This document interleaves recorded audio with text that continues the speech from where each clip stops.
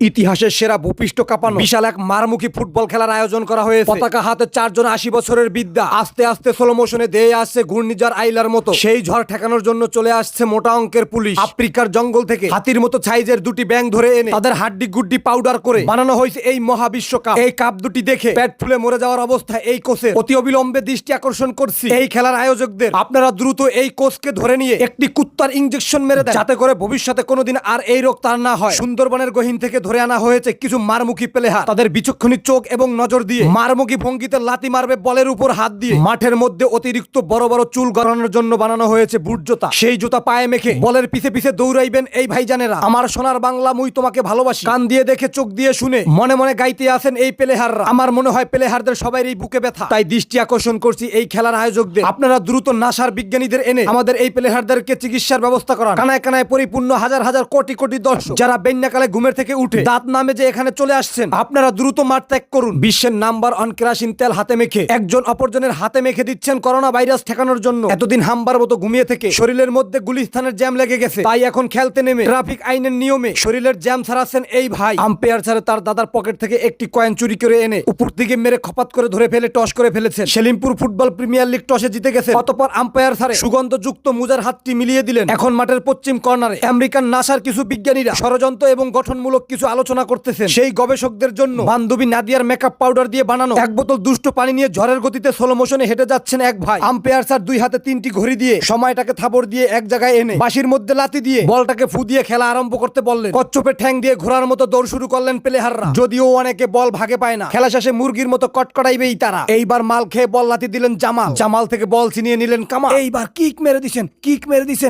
মেরে দিছেন লুল্লু। হঠাৎ করে বল চলে গেল আফ্রিকার প্লেয়ার ডেঙ্গুর হাতে। ডেঙ্গু হিট খেয়ে ফিট হয়ে পড়ে গেলেন নদীর মধ্যে। আবার উঠে হাত দিয়ে দৌড় শুরু করলেন। ইতিমধ্যে বল ল্যান্ডিং করলেন পেন্ডিং পয়েন্টে। মাথা দিয়ে বলটাকে সজোরে লাথি মারলেন সিদ্ধি সুমন। ইঁদুরের মতো আক্রমণ করলেন সেলিমপুর ফুটবল প্রিমিয়ার লিগ। হাতির মতো দুই হাত ঠ্যাং পেতে দিলেন এই ভাই। তাই গোল হওয়ার সম্ভাবনা একেবারেই নাই।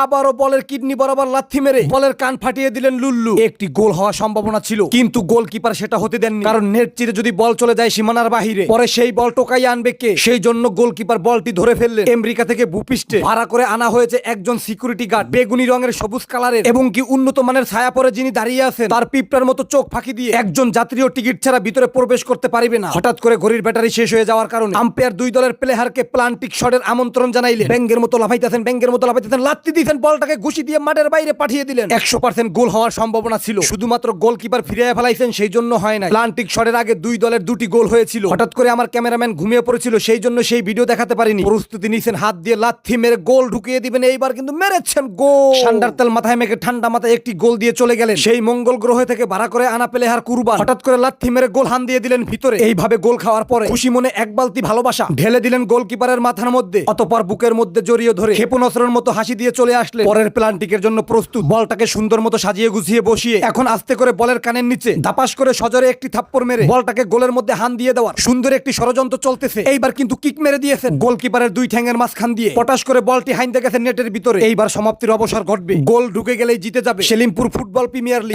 টান উত্তেজনার মধ্যে দর্শক দৌড় মেরে দিলে, ব্যাঙ্গের ঠ্যাং দিয়ে দাপাস করে লাথি মেরে দিলে এবং কি আস্তে করে গোল হাইন্দে গেল। এখন দেখবেন শোল মাছের